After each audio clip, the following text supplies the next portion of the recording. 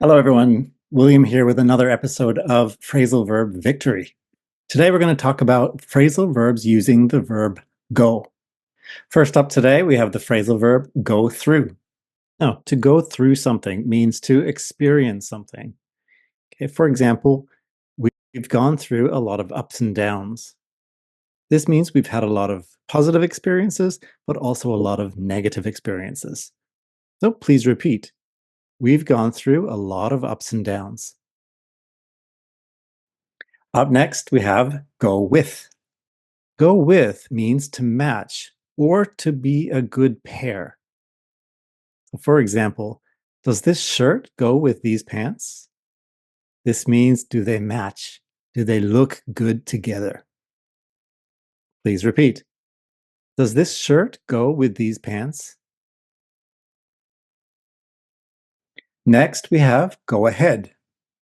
Now, go ahead means to proceed. In other words, go before me.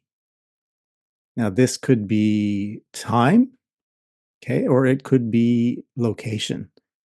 For example, at the supermarket, sometimes people say, go ahead, you're only buying a few things. This means go before me, okay, if we're lining up at the supermarket. So please repeat, go ahead, you're only buying a few things.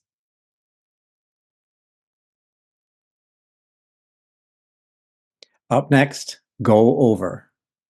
Go over means to review something. We often use this when we're preparing for something like a test or a presentation. For example, I have to go over my notes again before the test. This means I have to read my notes again. I have to review my notes again. Please repeat. I have to go over my notes again before the test.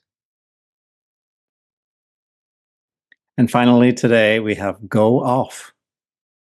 Now, go off means to spoil. A spoil means we are no longer able to eat or drink something. For example, throw that milk away. It's gone off. Please repeat. Throw that milk away. It's gone off.